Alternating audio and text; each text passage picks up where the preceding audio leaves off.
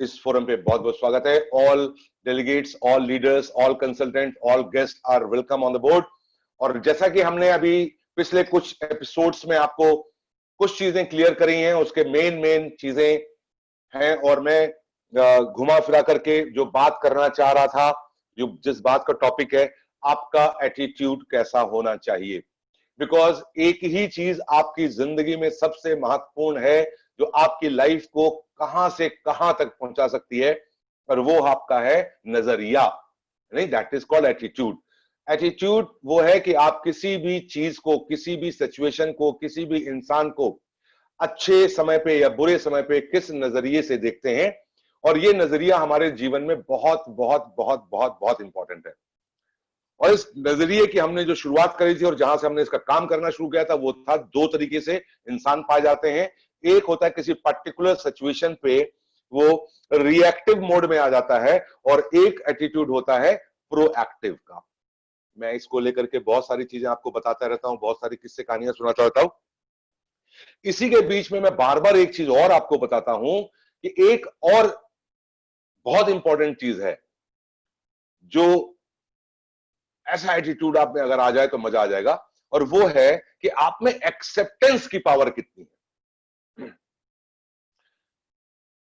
तो ये एक एक्सेप्टेंस का एक अलग महत्व है, इसके बारे में बात करते हैं कि किसी भी सिचुएशन को, किसी भी वर्स्ट सिचुएशन को, किसी भी वर्स्ट रिलेशनशिप में आप एट ए टाइम कैसे उसको एक्सेप्ट करते हैं। अचानक से मुसीबत आ गई, अचानक से चैलेंज आ गए, अचानक से कोई बात ऐसी हो गई जो आपके मन के खिलाफ है, नहीं समझ में आ रहा है, at that point of time आप कैसे उस सिचुएशन को एक्सेप्ट करते हैं। तो ये हो गई दो बात।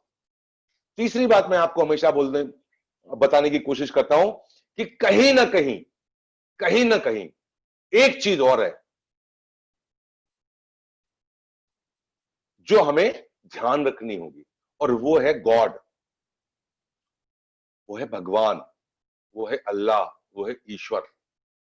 हम लोग अक्सर ये करते हैं कि उसको नजरअंदाज कर देते हैं अपने लाइफ में। तो आज मैं अपने इसकी यही मेरी कहानी सब अगले 49 दिन तक, जो मैंने एपिसोड लिया जिसमें आज 5वां दिन है, और इसमें पूरा व्याख्यान होगा इसका। और ये 49 दिन क्यों लगेंगे? क्योंकि इसी 49 दिनों में आपके जिंदगी में भी कुछ घटनाएं होंगी। 49 डेज का टाइम बहुत होता है, इसी में डे टू डे बेसिस पे आपकी जिंदगी में भी बहुत सी घटनाएं घटेंगी, और तब हम आपसे प्रैक्टिकल पूछेंगे कि आपने उसको कैसे हैंडल किया। जो मैं बता रहा था, क्या उस टेक्निक का आपने इस्तेमाल किया कि नहीं किया। तो अभी मैं ओवरऑल आपको चीजें बता रहा हूं, साथ साथ में मैं ये भी बताऊंगा कि आपने उनको हैंडल कैसे करना है। तो अभी जो हैंडल करना है वो प्रिस्क्रिप्शन है, वो मैंने देना नहीं शुरू किया है। हल्का हल्का मैं माहौल बता रहा हूं कि मेरी जिंदगी में क्या क्या चीजें बहुत ज्यादा इंपॉर्टेंट है, और उसके इंपॉर्टेंस में सबसे ज्यादा है, जैसे मैंने 30 पॉइंट लिख करके आपको दिए हैं, अगर उनमें से कोई भी पॉइंट आपके पास है तो वो आपके एटीट्यूड को असर डालता है। अगर वो सारी चीजें हैं तो आपका एटीट्यूड हमेशा रिएक्टिव रहेगा, और अगर वो सारी चीजें आपके पास नहीं है तो आपका एटीट्यूड निश्चित रूप से प्रोएक्टिव हो जाएगा। जो प्रोएक्टिव एटीट्यूड होता है वो डिफेंस की तरह काम करता है, और जो रिएक्टिव एटीट्यूड होता है वो डिस्ट्रक्शन की तरह काम करता है। और साथ में ये है कि एक चीज ऐसी है कि लाइफ में आपको एक आदत बहुत तेजी से बदलनी पड़ेगी और बहुत तेजी से डालनी पड़ेगी कि चीजों को एज इट इज एक्सेप्ट करने की क्वालिटी आप में होनी चाहिए, लोगों को या उनके किसी सिचुएशन को। और एक चीज हमेशा बताता हूं कि भैया ईश्वर है वो पावर। तो आज थोड़ा सा ईश्वर के ऊपर बात करेंगे, और बात बात में आपका सहयोग भी चाहेंगे। ईश्वर की बात करने से पहले मैं आपको बताऊं कि फंडामेंटल चीजें जितनी जिंदगी में होती हैं, फंडामेंटल फंडामेंटल बोलते हैं जिसको सिद्धांत बोलते हैं। सिद्धांत के ऊपर कभी प्रश्न नहीं उठाना चाहिए। पद्धति के ऊपर आप प्रश्न उठा सकते हैं, तौर तरीके के ऊपर उठा सकते हैं, कार्य प्रणाली के ऊपर उठा सकते हैं, बट सिद्धांत के ऊपर कभी आपको प्रश्न नहीं उठाने चाहिए। ईश्वर एक सिद्धांत है, इसलिए उसके ऊपर प्रश्न नहीं उठाने चाहिए। बाकी पद्धति है, आप उसकी कैसे पूजा करते हैं, अर्चना करते हैं, कैसे प्रार्थना करते हैं, किस भगवान को मानते हैं, कौन सी देवी को मानते हैं, वो सारा अलग अलग हो सकता है, बट फंडामेंटल ये है कि सबका मालिक एक है, there is a god, there is almighty, there is super power जो वहां पे है। अब एक प्रश्न है जो हम आपके साथ फोरम पे पूछेंगे, क्या क्या हमने ये आसपास महसूस किया है कि जो हमारी सोसाइटी है वो किस बात पे बिलीव करती है? हमारी सोसाइटी ज्यादातर इस बात पे बिलीव करती है जो वो देखती है, जो वो देख लेगी उसी पे वो बिलीव करती है। तो सोसाइटी में क्या होता है, seeing then believing, seeing then believing. जब तक हम देख नहीं लेंगे तब तक हम विश्वास नहीं करेंगे। भगवान के मामले में यह नहीं चलता है। भगवान के मामले में सिद्धांत है, पहले आप बिलीव करोगे तब आपको भगवान दिखेंगे, पहले आप बिलीव करोगे तब आप भगवान दिखेंगे।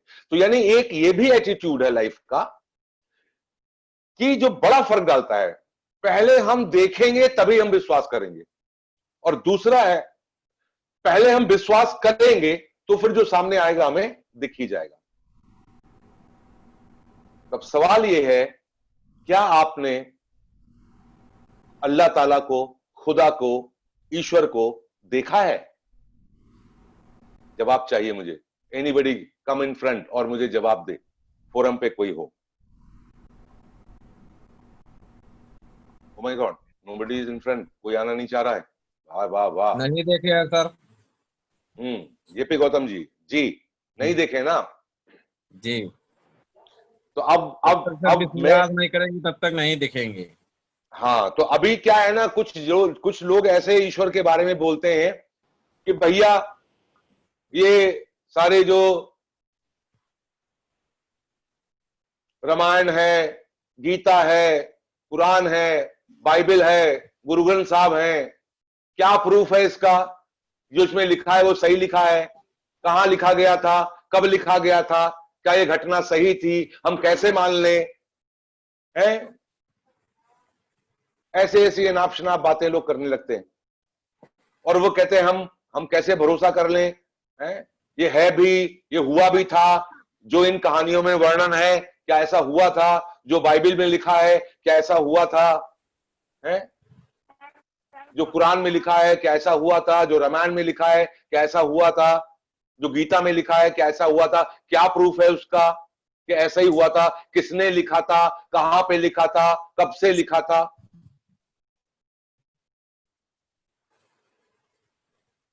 ये सवालात आ जाते हैं। कई लोग ऐसे ऐसे बोलते हैं, कई लोगों के प्रश्न ऐसे ऐसे आ जाते हैं। तो अब हम आपके सामने इसका जवाब देना चाहेंगे। जवाब यह है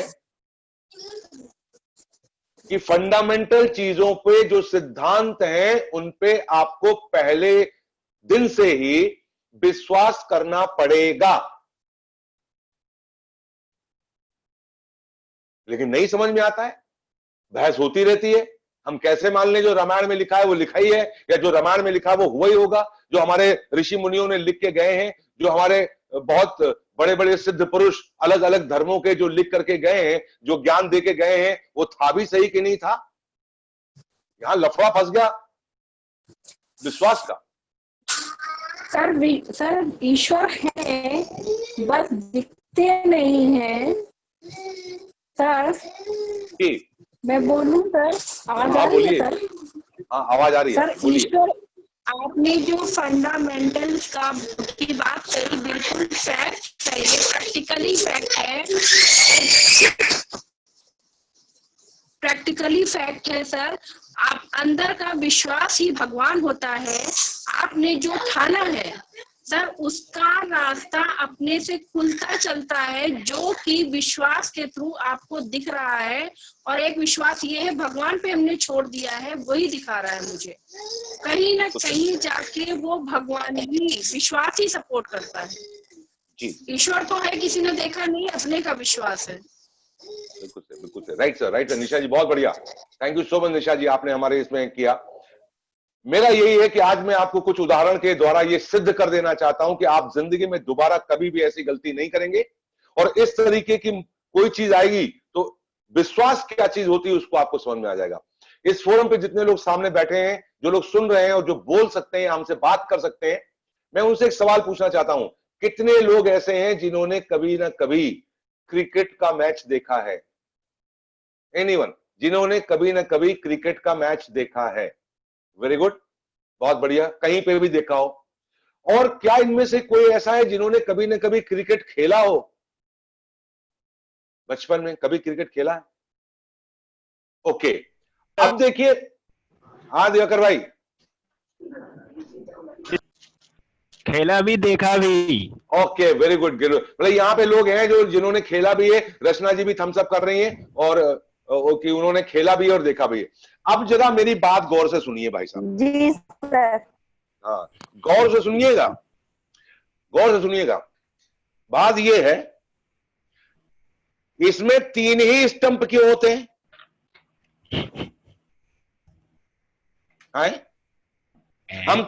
हमको दस्तावेज दिखाए जाएं, हमको पहले इसके दस्तावेज दिखाए जाएं। और ये 22 गज की पिच क्यों नहीं होती है? 23 गज की क्यों नहीं होती है? 25 गज की क्यों नहीं होती भाई? ये है, वो कौन इंसान था जिसने ये 4 स्टंप का नहीं बनाया या 2 स्टंप का नहीं बनाया? ये जिसको देखो पूरे दुनिया भर में 3 स्टंप से खेल रहा है। अब देखिए, मैं नेशनल प्लेयर तो हूं, ये आप जानते हैं, लेकिन अब मैं मैच तभी खेलूंगा जब आप मुझे पक्के रूप में ये सब बताएंगे पहले कि 3 स्टंप ही क्यों हैं, ये बाउंड्री इतनी दूर क्यों होती है, ये दुग्गी क्यों नहीं होती इसमें, ये छक्का ही क्यों होता है, ये चौवा ही क्यों होता है।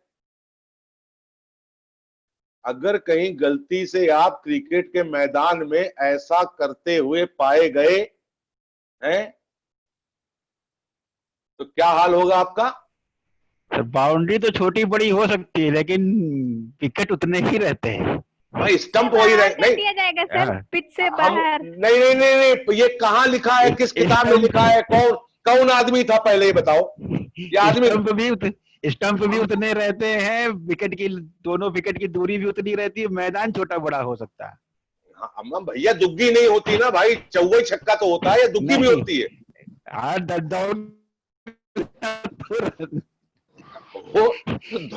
सर कोच उठा के मैदान से बाहर पटक देगा। अगर किसी आदमी ने ऐसे खेलने का प्रयास किया तो उसका क्या हाल होगा, ये पूछना चाहता हूं। मैदान से बाहर तुरंत, मैदान से बाहर तुरंत। हमारे जैसा आदमी कहीं अंपायर हो, हाँ, हमारे जैसा आदमी कहीं अंपायर हो तो बल्ला वल्ला सीधे एकदम 2-4 सूत के एकदम किनारे ले जाएंगे देगा भाई। आप अगले 2-4 मैच के लिए प्रतिबंध। हाँ, मतलब गजब बात है। मतलब उनको ये चाहिए, उस आदमी का नाम बताओ पहले, उस आदमी को ढूंढ के लाओ पहले, मेरे को दस्तावेज दिखाओ पहले। साहब, ये क्रिकेट के इतिहास में कोई भी आदमी आपको ये सब बताने के लिए नहीं खड़ा है। वो बोलेगा क्रिकेट खेलना है तो खेलो। जिस क्रिकेट के महानतम खिलाड़ी सचिन तेंदुलकर ने इस पे कोई प्रश्न नहीं उठाया और तुम आए वहां पे कानून समझाने के लिए। नहीं, हम तो क्रिकेट तभी खेलेंगे जब तक हमको ये सब पता नहीं चल जाएगा। तो कहेंगे तुम ना ही खेलो, ज्यादा अच्छा। नहीं, बाहर बैठ के मैच देखो फिर। हाँ, ज्यादा होगा सर, देखने भी नहीं देगा। हाँ। एक गर्मी की शाम, आहा, एक गर्मी की शाम हम अपने पास के चौराहे पे गए। वाह वाह वाह। एक गर्मी की शाम हम अपने पास के चौराहे पे गए, बहुत जबरदस्त आइसक्रीम का ठेला खड़ा था। आहा। एक गर्मी की शाम हम अपने चौराहे पे गए जहां एक जबरदस्त आइसक्रीम का ठेला खड़ा था। हमने उससे कहा हमको आइसक्रीम दे दो। उसने प्यार से हमको आइसक्रीम दे दी।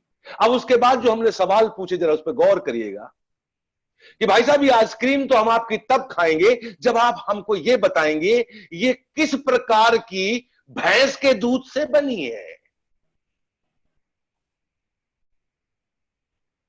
हमको ये जानना जरूरी है कि ये दूध किस भैंस का है, जर्सी का है, गाय का है, या कहां की, हरियाणा की गाय का है।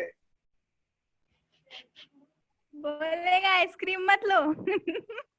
वो कह देगा हाथ जोड़ के हवाई पर ही नहीं। देखो भैया, देखो भैया,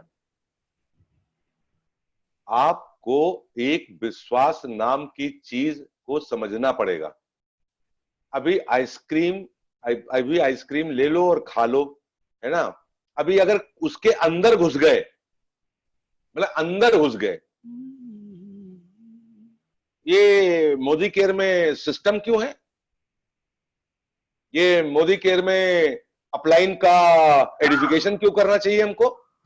ये मोदी केयर में ये टीम क्या होती है भाई?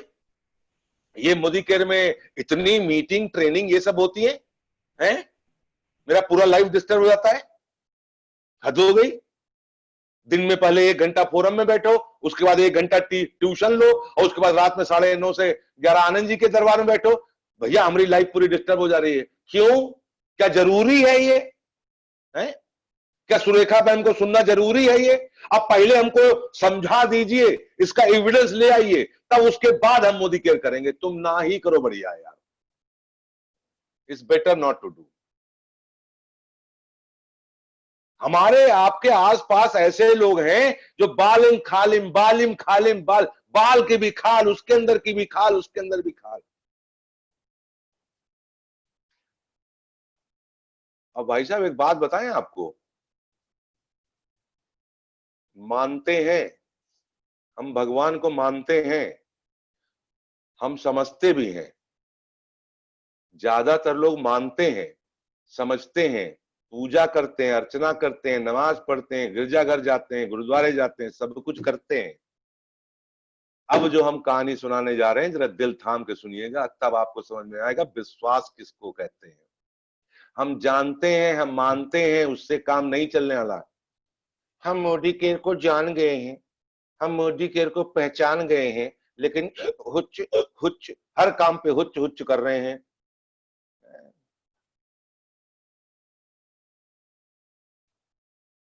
हम बार बार क्यों आए? वही चीज तो सिखाई जाती है, वही चीज तो पढ़ाई जाती है, रोज रोज वही पढ़ाया जाता है। पागल बना रखा है बिल्कुल। यहाँ लेग वेग लग नहीं रही है, आदमी कोई जुड़ नहीं रहा है, शॉपिंग हो नहीं रही है, उनसे कहा मीटिंग बैठो, मीटिंग बैठो, मीटिंग बैठो। अरे कतना मीटिंग बैठे, बौरा जाएंगे मीटिंग में बैठ बैठ करके। हमको पहले समझाया जाए क्यों। वो अंग्रेजी में कहते हैं ना, कब, कहां, कैसे, उसके बाद हम समझ में आएंगे। जब तक कब, कहां, कैसे, क्या हुआ, कितना हुआ, हुआ भी कि नहीं हुआ, कैसे हुआ, तब हम समझ पाएंगे।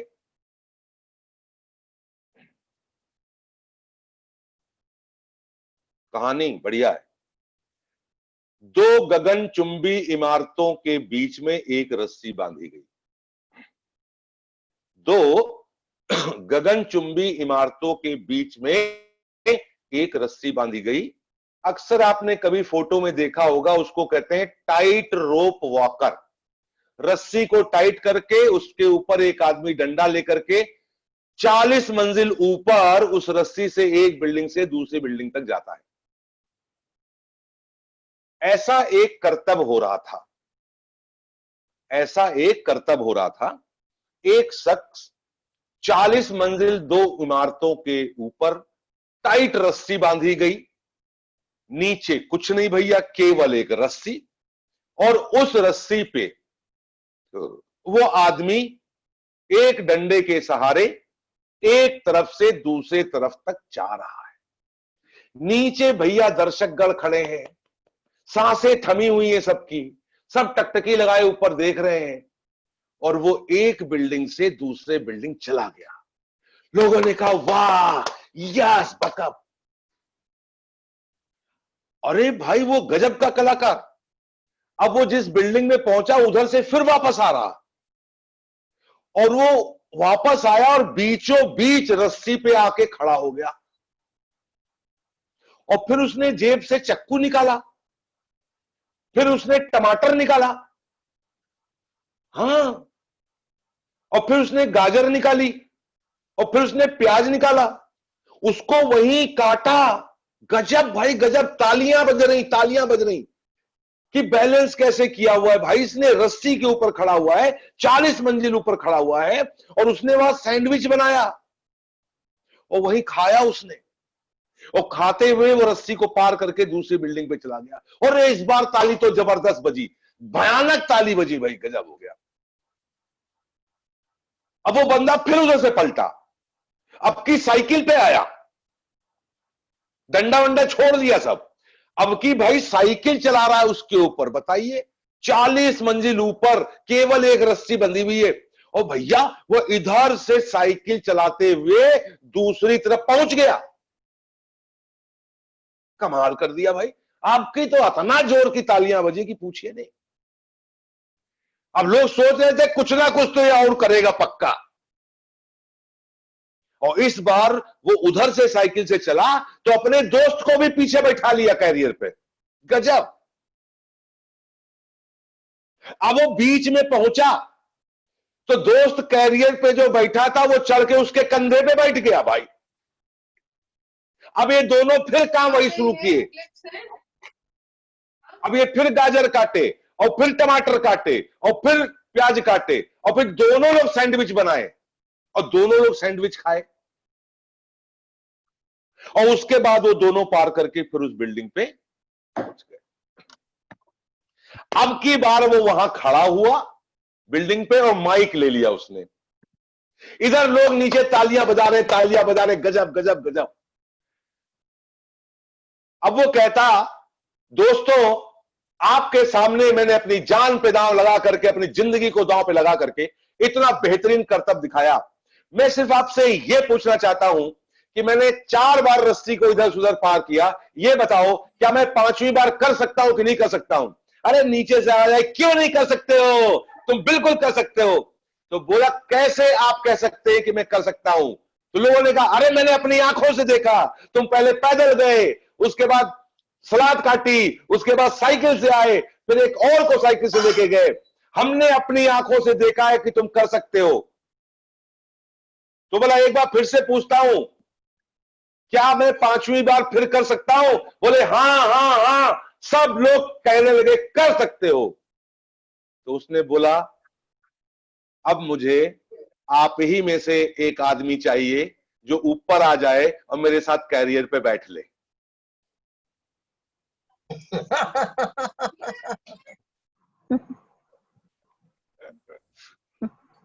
अब आप ही लोगों में से मुझे एक आदमी चाहिए जो नीचे ताली पीट रहे, हाँ you can do it, you can do it, you can do it. क्योंकि हमने अभी आपको देखा है कितना बढ़िया बैलेंस बनाते हैं, सब कुछ बनाते हैं, तो हम जानते हैं और हम मानते हैं, लेकिन भैया हम विश्वास नहीं करते हैं। हम ताली जानने के लिए बता रहे थे, मानने के लिए बना रहे थे, लेकिन भैया हम विश्वास नहीं करते हैं। ये मर्द का बच्चा बैठा है आपके सामने, सीना ठोक के आपसे कहता है आओ दोस्तों मेरे साथ, कदम से कदम मिलाओ, 3 से 5 साल के अंदर आपके घर के आंगन में हमने पैसों का पेड़ नहीं लगवा दिया तो मेरा नाम बदल देना। नहीं, हम जानते हैं सर, हम जानते हैं सर, हम मानते हैं सर, लेकिन सर हमको विश्वास नहीं होता सर, बस यही प्रॉब्लम है सर, और कोई प्रॉब्लम नहीं है। आपको लगता है कि आनंद जी को कुछ समझ नहीं आता है? आनंद जी सब समझते हैं। तो कुछ बात पकड़ पाए कि नहीं पकड़ पाए, विश्वास किसको कहते हैं?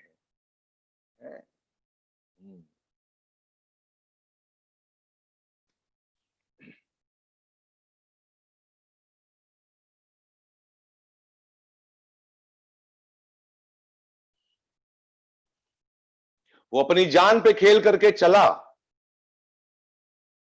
उसने हर वो काम करके दिखाया जो असंभव था। डायरेक्ट सेलिंग है ये হচ্ছে, हर काम करके दिखाया जो संभव था। उसने नीचे दर्शक बैठे देख रहे थे, हम दिखा रहे हैं सुरेखा भार्गव सक्सेसफुल हैं, हम दिखा रहे हैं, हम दिखा रहे हैं आपको, आप सुन रहे हैं उनको, उनके कर्तव्य देखे आपने। अल्पेश गज्जर सक्सेसफुल हैं, हम बता रहे हैं आपको रवि रस्तोगी 20 लाख रुपया महीना बनाते हैं, हम बता रहे हैं आपको राजेश गुप्ता 12 से 16 लाख रुपया बनाते हैं, हम बता रहे हैं आपको अनूप गुप्ता 10 लाख से ऊपर बनाते हैं।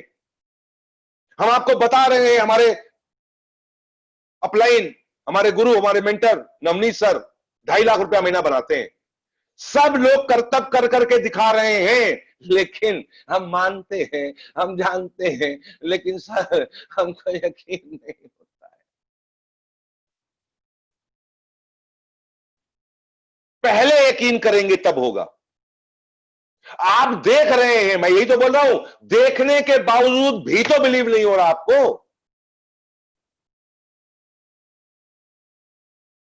इसलिए पहले बिलीव करिए, पहले यकीन पैदा करिए कि हां, अगर इस धरती पे कोई एक आदमी मोदी केयर बिजनेस को करके जीबीडी जा सकता है, अपनी जिंदगी में पैसों का पेड़ लगा सकता है, चाहे जितनी मेहनत करनी पड़े, चाहे जितनी मेहनत करनी पड़े, हम करके उसको पार पाएंगे। हमारे ग्रुप के एक बहुत जबरदस्त लीडर हैं, सीनियर डायरेक्टर जाहिद भाई। जाहिद भाई अक्सर एक कहानी सुनाते हैं, और आज एक इत्तेफाक देखिए कि सुरेखा मैम ने भी वही कहानी सुनाई। सुरेखा मैम ने जब आज का अपना सेशन एंड किया, तो वो कहानी जो उन्होंने सुनाई, वो मैंने अपने लीडर जाहिद भाई के मुंह से पहले सुन रखी थी। कितनी प्यारी कहानी है, इतनी जबरदस्त कहानी है। वो कहानी से मैं इंस्पिरेशन इसलिए लेता हूं कि मेरे जीवन का उद्देश्य वही है। आज जो सुरेखा भार्गव का सेशन था, उन्होंने जो आखिरी कहानी सुनाई, उसको ध्यान से सुनिएगा। कहते हैं अगर आप किसी चीज से प्यार करते हैं तो उसमें हिसाब नहीं लिया जाता है। मुझे अपने घर में पैसों का पेड़ लगाना है तो मुझे हिसाब नहीं लेना, मुझे कितने डेमो दिखाने पड़ेंगे, कितने प्लान दिखाने पड़ेंगे, या मुझे कितने लर्निंग करनी पड़ेगी, या मुझे कितनी मीटिंग में आना पड़ेगा, या मुझे कितना है। अरे आप बताओ मुझे, आज से 3 साल पहले की अपनी जिंदगी और आज से 3 साल बाद आपकी जिंदगी क्या होने जा रही है, अगर आप वही करते रहते हो जो आज कर रहे हैं। धन्यवाद दीजिए ऊपर वाले को कि उसने आपकी बुद्धि में मोदी केयर बैठा दिया है। सोच के देखिए मैं क्या कर रहा हूं। आज से 3 साल पहले आपका क्या स्टेटस था लाइफ का, और आज से 3 साल बाद आप क्या स्टेटस आपका होगा जो आज आप काम कर रहे हो। अगर उससे हैप्पी है, उससे संतुष्ट है कि बराबर है, कोई दिक्कत वाली बात नहीं है, कुछ भी करने की जरूरत नहीं है आपको। लेकिन अगर आपको जिंदगी में सुकून चाहिए, अगर आपको जिंदगी में पैसिव इनकम चाहिए, मान चाहिए, सम्मान चाहिए, हर चीज चाहिए आपको, तो आपको पैसों का पेड़ लगाना ही होगा, हर हाल में लगाना होगा। और उसके लिए हिसाब किताब नहीं। यहां इतने सारे फोरम पे लोग बैठे हैं, देखिए मेरे माथे पे चोट लगी, दिख रही होगी ना किसी को। भैया दर्द होता है इसमें। मैं पागल हूं, मैं पागल हूं, मैं अपने सपनों के लिए पागल हूं। ये आपको दिख रहा है, ये आपको दिख रहा है कि एक इंसान जिसका नाम आनंद कुमार सिंह है, वो मोदी के से अपने सपने पूरे करने के लिए बिल्कुल पागल होकर के बैठा है। आप जानते हो, आप मानते हो, लेकिन आपको यकीन नहीं हो रहा है। बस आपको यकीन करना पड़ेगा।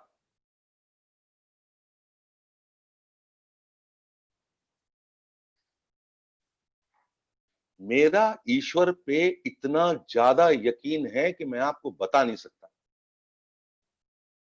मैंने बहुत ग्रंथ नहीं पढ़े हैं, मैंने बहुत ग्रंथ नहीं पढ़े, मैंने इंसानों को पढ़ा है, मैंने इंसानों को देखा है, मैंने इंसानों की जिंदगी में होती हुई घटनाओं को देखा है।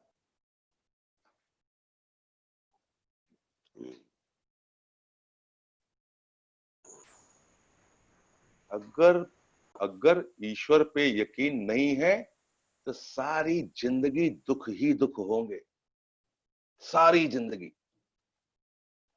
और मैं आपको फिट करके बताऊंगा कि मैं क्यों कह रहा हूं और पहले मैं क्यों बोलता हूं। दुनिया में गुरु का खिताब या गुरु होने का दर्जा सिर्फ और सिर्फ उस इंसान को मिलता है जो आमो खास इंसान को, जो उसके संपर्क में आता है, उसका संबंध ईश्वर से जुड़वा दे। गुरु वो नहीं होता जो बोले हमको पूजो, मेरी बात सुनो, वो गुरु नहीं है, वो फ्रॉड है सब। गुरु का केवल एक मतलब होता है जो एक आमो खान इंसान को ईश्वर से जोड़े, बस। क्योंकि जब तक आप उसको समझोगे नहीं, तब तक ये भावना आएगी नहीं कि पहले विश्वास करना पड़ेगा, उसके बाद सफलता मिलेगी। तभी तो लोग कहते हैं मेरा तो नेटवर्क नहीं बनना, मेरे लोग आ नहीं रहे हैं, हे भगवान जब कोई आ नहीं रहा है तो मेरे को तो दिख नहीं रहा है, तो जब मेरे को दिख नहीं रहा है तो मैं कैसे सफल हो पाऊंगा। अब उनको पहले दिखाओ, अब उनको पहले सारा नेटवर्क लेके आओ। सर इसमें जो है वो पाउच नहीं आते हैं सर, इसमें पाउच आ जाए पहले, तो इसमें दाल चावल नहीं आता है सर, इसमें कंघी नहीं आती सर, इसमें कैंची नहीं आती है। अभी वो 500 प्रोडक्ट है, वो नहीं दिख रहे हैं उनको, अभी ये सब आए।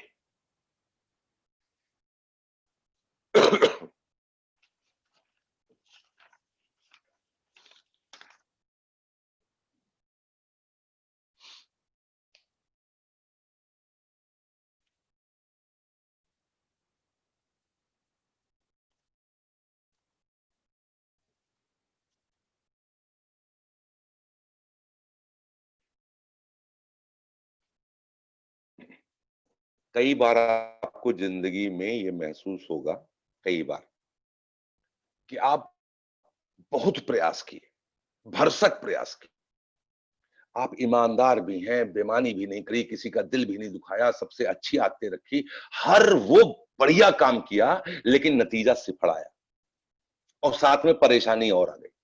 ये आपने एहसास किया है, आपकी ही जिंदगी में हुआ है, कई बार हुआ है। ये सब कुछ करने के बाद न संबंध बना पा रहे हैं हम, न संबंध बच रहे हैं हमारे, न रुपया हमारे पास आ रहा है, न तरक्की हमारी जिंदगी में हो रही है, जबकि सब बढ़िया कर रहे हैं। मत मानो ईश्वर को, मत मानो ईश्वर को। साहब आपके अंदर ही आपका ईश्वर भी बैठा है, जो आपके पुराने कर्मों के हिसाब से आपका इम्तिहान लेता रहेगा। आपको यकीन है नहीं ईश्वर पे, तो आप खुश तो कभी रह ही नहीं पाओगे। क्यों खुश क्यों नहीं रह पाओगे? क्योंकि आप भगवान को ही गरियाने लगोगे, उसी को ही दोष देने लगोगे। जिसने आपको रच के भेजा है उस पे यकीन नहीं है, तो उसी को आप दो क्या बोलोगे, मैंने तो कुछ गलत किया नहीं, मेरी तो कोई गलती थी नहीं, मैंने तो इतना प्रयास किया, मेरी तो किस्मत ही फूटी हुई है, पता नहीं भगवान मुझसे नाराज क्यों है, पता नहीं भगवान ने मुझे ही क्यों दिया हुआ है। लेकिन आपने ये भी एहसास किया है अपनी जिंदगी में कि कभी कभी आपने बहुत कम प्रयास किया, पूरा अच्छे से भी प्रयास नहीं किया, लेकिन परिणाम बहुत अच्छे आपकी जिंदगी में आ गए। और ये सारे चमत्कार आपकी जिंदगी में होते रहते हैं।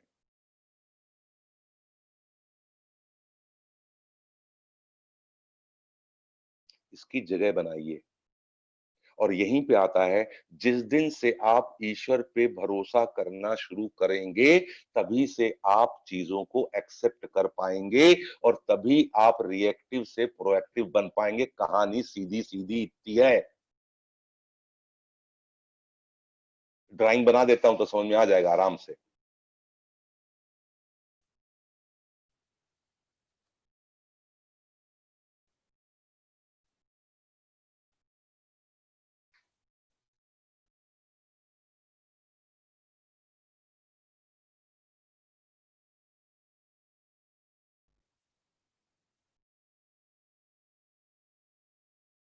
यह है ईश्वर।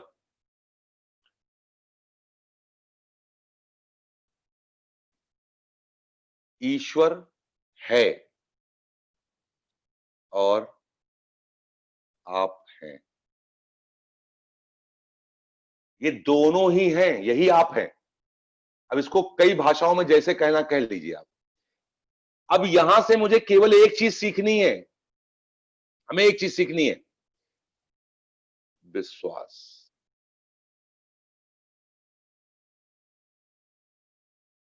अटूट विश्वास, अटूट विश्वास। जब ये होगा तब आप किसी भी परिस्थिति को स्वीकार कर पाएंगे।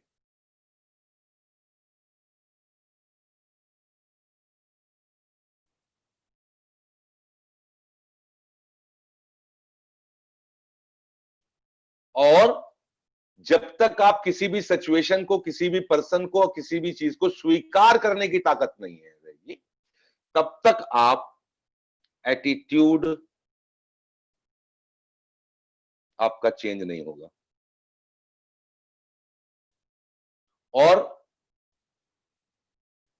अगर इस एटीट्यूड में आते हैं, तब आप प्रोएक्टिव बन जाएंगे। अगर ये सीक्वेंस नहीं है तो आप रिएक्टिव बन जाएंगे।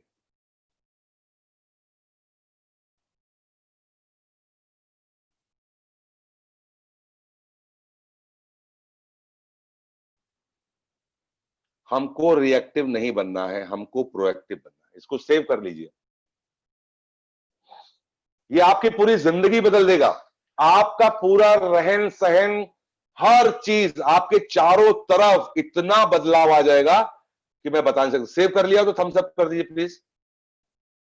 यस सर, कर लिया सेव। Yes okay. सर।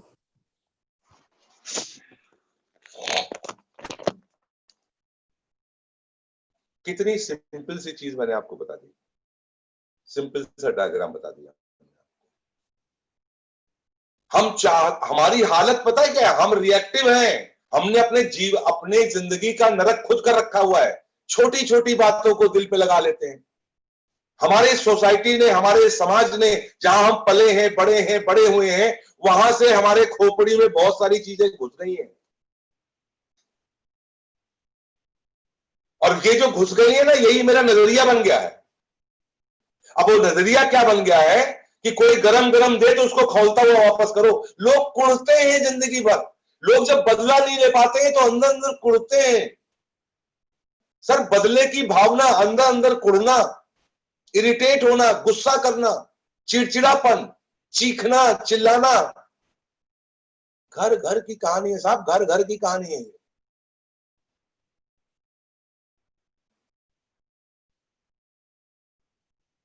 दिन भर मस्त रहो, दिन भर मस्त रहो, दिन भर सुकून से रहो, दिन भर आनंदित रहो।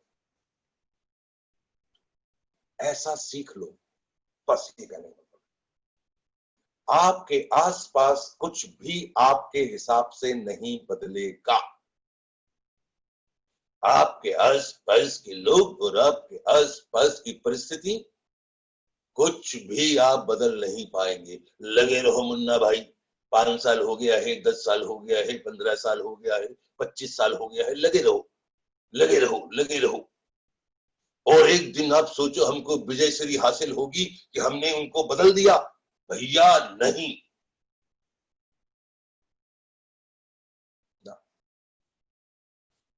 बड़ा टाइम है लोगों के पास में, बदलने में ही टाइम निकाल देते हैं। और फिर कहते हैं ईश्वर तुमने मेरे साथ नाइंसाफी करी, पता नहीं किस घड़ी में ऐसा कर दिया था मैंने। कहते पुराने जन्म में मैंने ऐसा कौन सा गड़बड़ काम किया जी जो आपने मेरे को ये सब दे दिया। अरे वो कह रहे हैं मैंने क्या दिया क्या नहीं दिया ये तुम्हारा मैटर नहीं है। जब तुमने कंट्रोल नहीं कर सकते उस पर तो मेरे को करने दो, जो तुम कर सकते हो वो तो करो। भगवान बोलते हैं हाँ ठीक है, मेरे को जो करना है मैं मनमर्जी कर रहा हूं, लेकिन तुम भी तो वो करो जो तुम कर सकते हो। वो क्यों नहीं करते हो तुम? क्या कर सकता हूं मैं? मस्त रहो, डांस करो, खुशी रहो, हैप्पी रहो। एक नंगा पर्सन विदाउट क्लोथ्स, एक नंगा दूसरे नंगे से चड्डी मांग रहा है, कहां से दे देगा? है ऐसा हो पाएगा क्या? जब भी आप दुखी हो तो किसी को सुख कहां से दे पाओगे? आप ही का दिमाग सड़ा हुआ है तो बढ़िया दिमाग कहां से दे पाओगे? छोटी छोटी बात पे तैश खा जाना। उसकी इतनी हिम्मत कैसे हुई? उसने ऐसा कैसे कर दिया? उसको ऐसा नहीं करना चाहिए। और उसी में आसपास के लोग आएंगे, 4-5 घी डालें। ए भाई सुन लो, कान खोल के सुन लो सब लोग, मैं कितनी बार बोलता हूं, अपने डाउनलाइन से और अपने अपलाइन से कभी भी बकवास नहीं करने का। यहां इतने गजब गजब के लोग हैं। इस सुलेखा भार्गव कुछ भी कहते रहे, अल्पेश गुज्जर कुछ भी कहते रहे, आनंद जी कुछ भी कहते रहे, रवीश जी कुछ भी कहते रहे, राजेश जी कुछ भी कहते रहे, अनूप जी कुछ भी कहते रहे, सब भाड़ चूल्हे में। हम तो वो करेंगे जो मेरी मर्जी है। हम तो अपने डाउनलाइन को जितना मन है उतना कोसेंगे। अपने ही डाउनलाइन को लोग कोसने लगते हैं, अपने ही डाउनलाइन को लोग कोसने लगते हैं। साहब ये इंसानों का बिजनेस है। यहाँ इंसान है, उनको प्यार चाहिए, उनको दुलार चाहिए, उनको सम्मान चाहिए, उनको इज्जत चाहिए।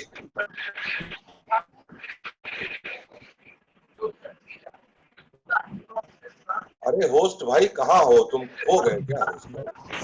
सर वो मेरा नेट डिस्कनेक्ट हो गया था, आप होस्ट हैं वापस, मेरे को होस्ट बना दीजिए।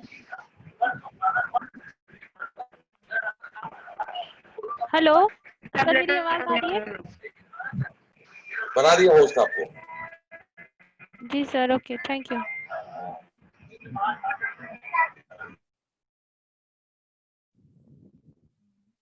मैं भूल गया मैं कहाँ था।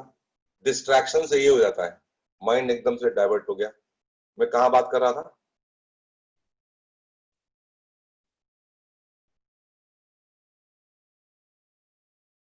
कोई बताएगा मैं कहाँ बात कर रहा था, क्या बात कर रहा था?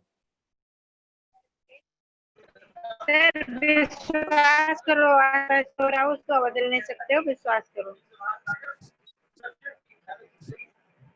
जी सर।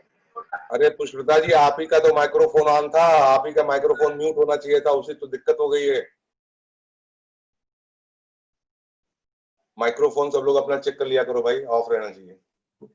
जी हेलो सर जी। हाँ जी बताइए। जी सर, अपने डाउनलाइन को कोसा मत करो, अपने अपलाइन को कोसा मत करो सर। हाँ बिल्कुल सही। यहाँ पे लोग अपने डाउनलाइन को भी कोसने लगते हैं, गुस्सा करने लगते हैं उसके ऊपर में, उस डाउनलाइंस को ही निगेटिव करने लगते हैं। और कुछ ऐसे लोग हैं जो अपने अपलाइन को निगेटिव करने लगेंगे। भैया हाथ जोड़कर निवेदन है आप लोगों से, है अपलाइन को जरा जलवा ज्यादा आ गया तो वो डाउनलाइन को कुछ समझते नहीं कि वो डाउन में है ना मेरे, वो डाउन में है तो मतलब नौकर हो गया, उसका नौकर चाकर हो गया। यहां पे सब लोग इंसान हैं और सब लोगों को इंसानियत का परिचय देना है, प्रेम पूर्वक रहना है, प्रेम पूर्वक रहना है, सबको इज्जत करनी है। हम बिजनेस में जरूर हैं लेकिन हम लोगों के बिजनेस में हैं, ये प्रोडक्ट का बिजनेस नहीं है, ये पीपल बिजनेस है। इसीलिए सुरेखा भार्गव कहती है हमको धंधा नहीं खड़ा करना है, हमको बंदा खड़ा करना है। और बंदा आप तब खड़ा कर पाओगे जब खुद तो बंदे बनोगे पहले।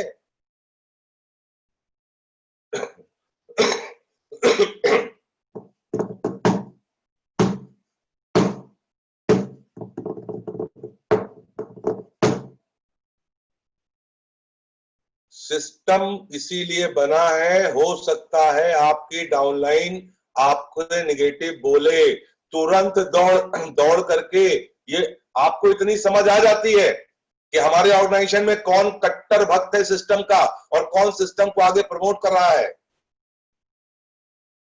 इसीलिए कहा जाता है भैया कि होशियार रहिए। हो सकता है आपकी डाउनलाइन आपको निगेटिव बात करती हो सकता है आप अपनी डाउनलाइन से निगेटिव बात करते हो, या हो सकता है आपकी अपलाइन आपसे निगेटिव बात करती हो और आप ही अपने अपलाइन से निगेटिव बात करते हो। होशियार हो जाइए, ज्यादा सियाने बनने की जरूरत नहीं है।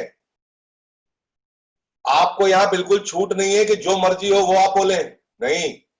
भाषा पे मनसा वाचा कर्मणा, अपने दिमाग में आए विचारों पे कंट्रोल करिए, मुंह से निकली बात पे कंट्रोल करिए और अपने कर्मों पे ध्यान दीजिए। इतना ज्यादा आपको पता है, मैं आनंद कुमार सिंह आप सब लोगों के दिल में रहना चाहता हूं, दिमाग में नहीं रहना चाहता हूं। मैं अपनी जगह आप लोगों के दिल में चाहता हूं।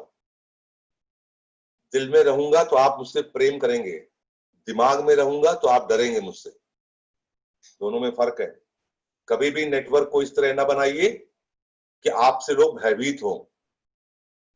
ऐसा नेटवर्क बनाइए कि सब लोग आपको अपने सीने में रख करके घूमे। इतना बढ़िया आपको व्यवहार करना है, तभी आपका ये बिजनेस बढ़ेगा, तभी आप ये काम कर पाएंगे। मैं रात के सेशन में यही तो सिखाने की कोशिश करता हूं। हार जाओगे, थक जाओगे, मेहनत करते करते परेशान हो जाओगे, लेकिन अगर अपने व्यवहार को, अपने चरित्र को बेहतर नहीं करोगे तो ये लोगों का बिजनेस है। और यही तो सबसे अच्छी बात है, 138 करोड़ लोग हैं साहब, लोगों की कमी नहीं है। और हमको केवल 14 आदमी चाहिए अरबपति बनने के लिए, केवल 14 आदमी चाहिए। और इसमें एक वरदान है, इसमें एक वरदान है।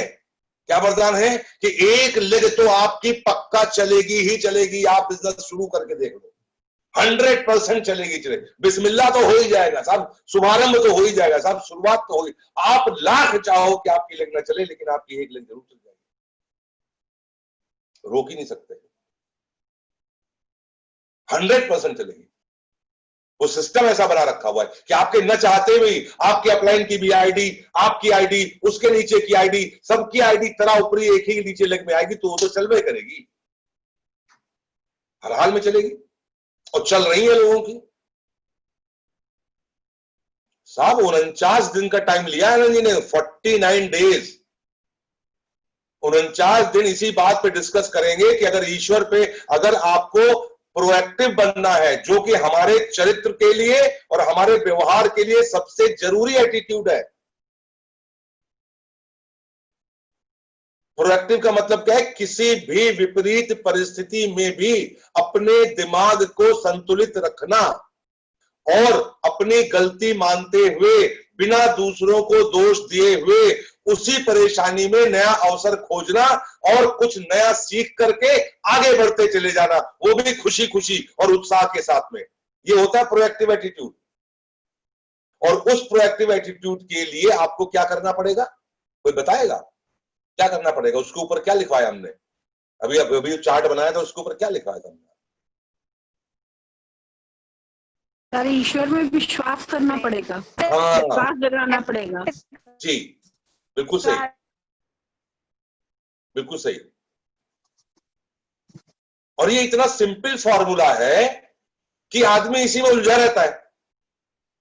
ये जो हमने अभी इमेज बना के दी है ना, आप इसको अपने सामने रख के देखिएगा, समझिएगा कि कितना आसान है। एक्सेप्टेंस होनी चाहिए। हमने क्या बोला? ईश्वर पे विश्वास और इस एटीट्यूड के बीच में कहीं एक्सेप्टेंस लिखा है कि नहीं लिखा? मैंने लिखा है। हाँ, एक्सेप्टेंस की प्रॉब्लम है। हम एक्सेप्ट नहीं कर पाते लोगों को, हम सिचुएशन को एक्सेप्ट। एक किस्सा बताएं आपको, लखनऊ का किस्सा है, लखनऊ का कैंट एरिया का किस्सा है। एक साहब मिलिट्री में काम करते थे, मिलिट्री में, और वो छुट्टी लेके घर आए अपने। शाम को वो कोल्ड ड्रिंक पीने के लिए एक रेस्टोरेंट में गए, जो रोड साइड रेस्टोरेंट था। वहां पे मेज कुर्सियां लगी थी, बढ़िया पानी छिड़का हुआ था। वो जाकर के एक चेयर पे बैठ गए, टेबल पे बैठ गए वहीं पे, और कहा छोटू एक कोल्ड ड्रिंक लेके आओ। वो छोटू एक कोल्ड ड्रिंक लेकर के आया। तभी वहां 2 मोटरसाइकिल पे 4 बच्चे आए और आकर के उनसे बोले, सर ये हम लोगों की टेबल है, आप किसी और टेबल पे बैठ जाइए। सर ये हम लोगों की टेबल है, आप किसी और टेबल पे बैठ जाइए। वो उनका घर नहीं था, वो उनकी छावनी नहीं थी, वो रोड साइड एक ढाबा था जहां का किस्सा है। तो मिलिट्री वाले आदमी को मिलिट्रीपन आ गया कायदे से। बोले मैं बैठा यहां पे, देख नहीं रहा मैं यहां बैठा, मैं नहीं उठूंगा यहां से, तुम जाकर उस टेबल पे बैठो। वो चारों लोग बोले, सर प्लीज मान जाइए, हम चारों लोग यहीं आके बैठते हैं सर, रोज इसी जगह। तुमने क्या नाम लिखा रखा है इसमें?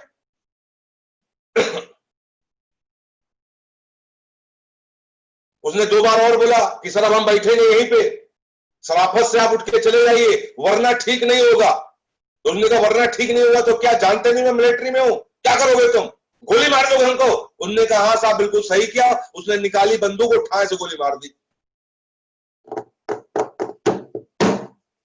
रघुपति राघव राजा राम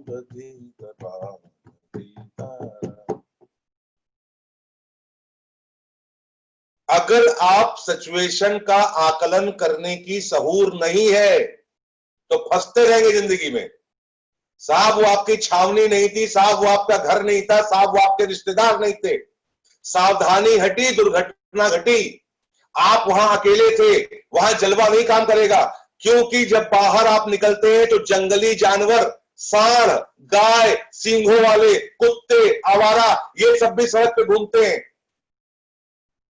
उनसे जैसे आप बच के चलते हैं, वैसे ही सोसाइटी के निगेटिव लोगों से भी बच के चलना पड़ेगा आपको। इतनी समझ होनी चाहिए, कहां पे हैं, कितना वक्त हुआ है और क्या जगह है।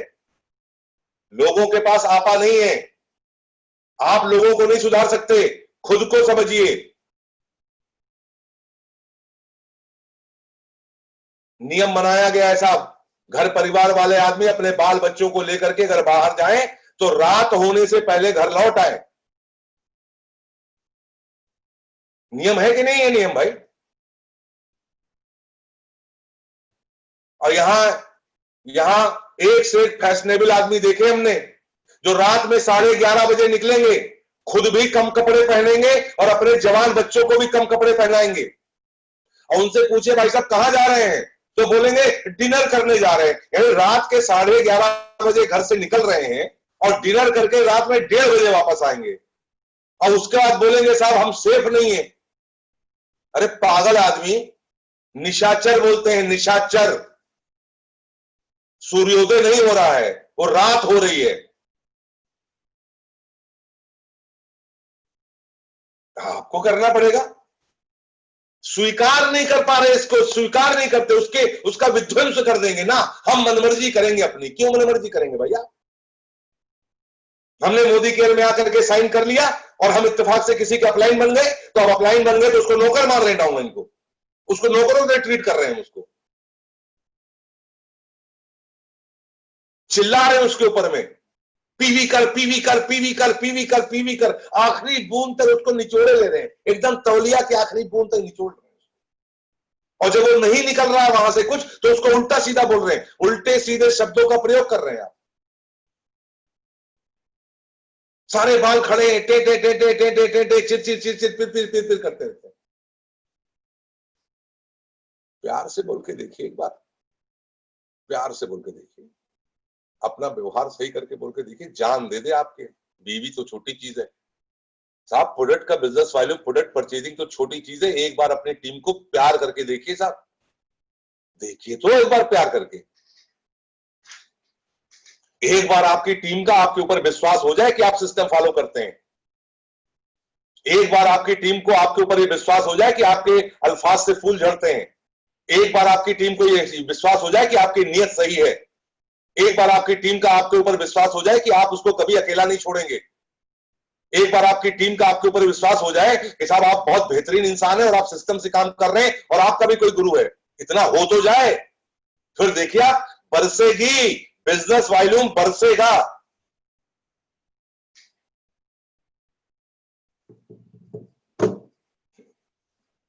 आज लगता है कुछ ज्यादा ही डांट मार दी हमने है सब, बिल्कुल एकदम मार, एकदम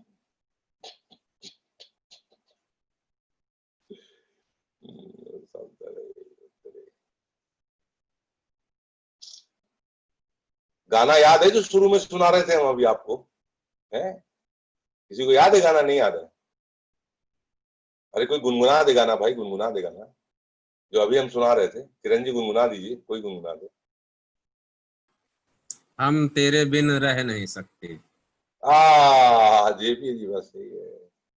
हम तेरे बिन रह नहीं सकते, तेरे बिना क्या वजूद मेरा।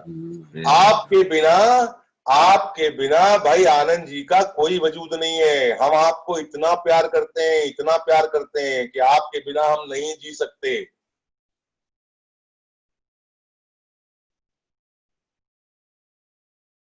मेरे से सब ले लो, मेरा घर ले लो, गाड़ी ले लो, कपड़े लत्ते ले लो, बैंक बैलेंस ले लो, सोना चांदी ले लो, जेवर गहने ले लो, सब ले लो, लेकिन खबरदार अगर किसी ने मेरी इस टीम की तरफ आंख उठा के देखा, नोच लेंगे हम उसकी आंखें, नोच लेंगे। ये जान है हमारी टीम। हम फक्र करते हैं इस टीम के ऊपर में। ये भावना होनी चाहिए सर, ये भावना होनी चाहिए। हम कई बार लोगों से कहते हैं भाई भाई सुनो, देवियों सज्जनों सुनो, किस्मत की खाओ मंजूर है मुझे, किस्मत को ही मत खा जाओ, ये नामंजूर है भैया। इतना बढ़िया मोदी केयर मिला हुआ है, इतने बढ़िया प्रोडक्ट हैं, इतना कॉस्ट इफेक्टिव प्रोडक्ट है, इतना इंटरनेशनल क्वालिटी के प्रोडक्ट है, इंडियन प्राइस पे है, 100% मनी बैक गारंटी है। इतने बढ़िया बढ़िया समीर मोदी सर है हमारे, उनका जबरदस्त विजन है। आगे आने वाले समय में हजारों हजार प्रोडक्ट आने वाले हैं। पूरे इंडिया में 4500 से ज्यादा डीपी है, 63 से ज्यादा बड़े ऑफिस हैं। मोबाइल ऐप के ऊपर सारा बिजनेस देख लीजिए आप, कनेक्ट मोदी केयर के ऊपर सारा काम आप देख सकते हैं, वेबसाइट के ऊपर सारा काम देख सकते हैं। फैंटास्टिक ई कॉमर्स का काम चल रहा है। इतने जबरदस्त जबरदस्त ट्रेनर और मेंटर है सुरेखा भार्गव जैसे, one of the finest lady. मैं तो पागल हूं उनके लिए। मेरे मुंह से और कुछ निकलता ही नहीं, सुबह शाम सुरेखा भार्गव, सुबह शाम सुरेखा भार्गव। हम जिएंगे, मरेंगे, सांस लेंगे, खाएंगे, पिएंगे, कुछ नहीं करेंगे, सुरेखा भार्गव का ही टीचिंग हम करेंगे। इतने जबरदस्त लीडर्स हैं, प्रूफ करके रख दिया साहब। अरे क्या बात, ना इधर की बात ना उधर की बात, सीधे मुद्दे की बात और सीधे ग्राउंड टू अर्थ की बात। जमीन से जुड़ी हुई लेडी है वो, दर्द समझती है हम लोगों का। हमारे अपने टीचर कितने अच्छे हैं, कितने बढ़िया टीचर हैं। हर आदमी आपकी मदद करने को तैयार है। जितना भी लोग इसमें सीनियर डायरेक्टर एंड अबव हैं, वो पूरी टीम की मदद करते हैं, दिल और जान से मदद करते हैं, तन मन लगा के मदद करते हैं। इतने बढ़िया लोग मिले हुए। सौभाग्य सर, सौभाग्य, थैंक गॉड, ईश्वर को सत सत नमन कि हमें इतना बढ़िया मोदी केयर दिया, हमें इतने बढ़िया बढ़िया सिस्टम दिया, हमें इतने बढ़िया बढ़िया सक्सेसफुल लीडर दिए। चाहे रवि रस्तोगी हो, चाहे राजेश गुप्ता हो, चाहे अनूप गुप्ता हो, चाहे नवनीत जी हो, सबके सब भक्त हैं सुरेखा मैम के। एक इशारे पे एकदम राइट टाइम रहते हैं वो। तो जब हमारे सारे एलओएस के अप्लाई रिस्पेक्टेड जीबीडी सबके सब सुरेखा भार्गव की भक्ति करते हैं, तो हम भी करते हैं और सीना ठोक के कहते हैं हम उनके अलावा किसी की बात मानेंगे नहीं।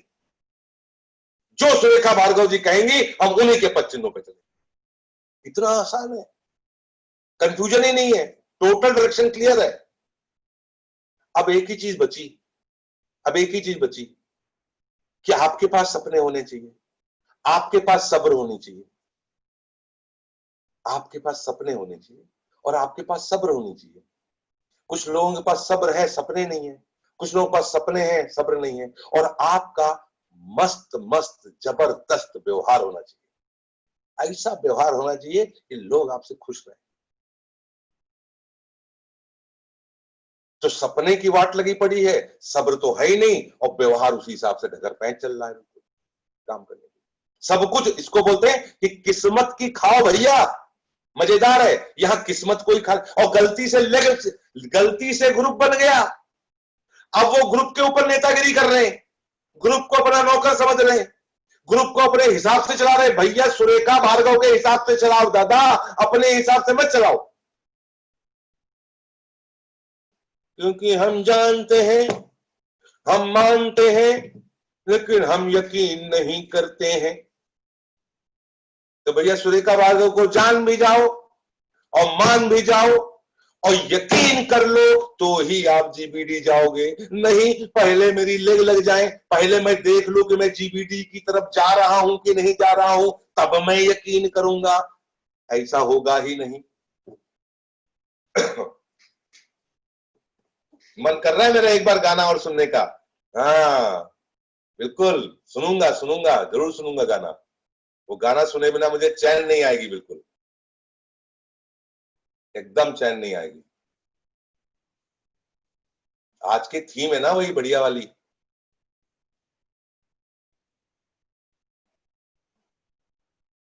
गाना सुनने के लिए तैयार है तो थम्स अप करिए, मैं तो मस्त हो जाऊंगा गाना लगाने के बाद में। इतना प्यारा गाना है।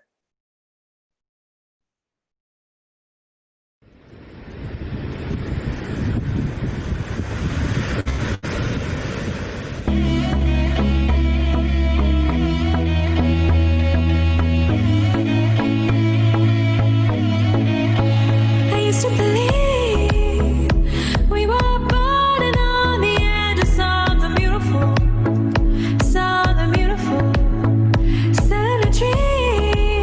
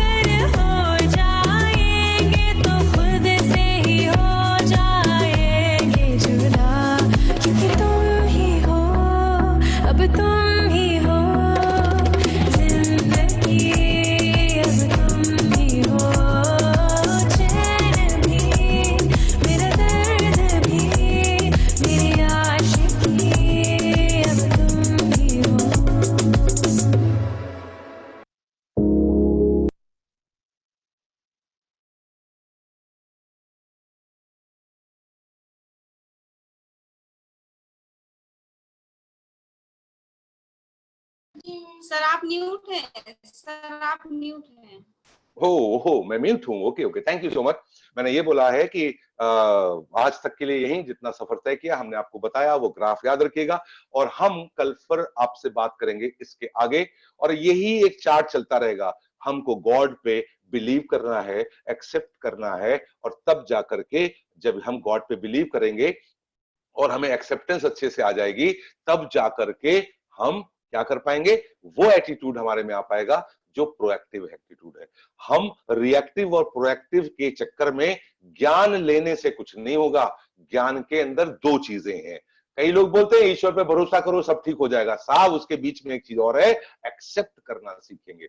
जब तक आप एक्सेप्ट करना नहीं सीखेंगे तब तक भगवान पे भरोसा होने के बावजूद भी आप रिएक्टिव रहेंगे, प्रोएक्टिव नहीं हो पाएंगे। तो आज के लिए इतना ही और हमारे बीच में जितने भी हमारे गेस्ट हैं उन सबको मेरा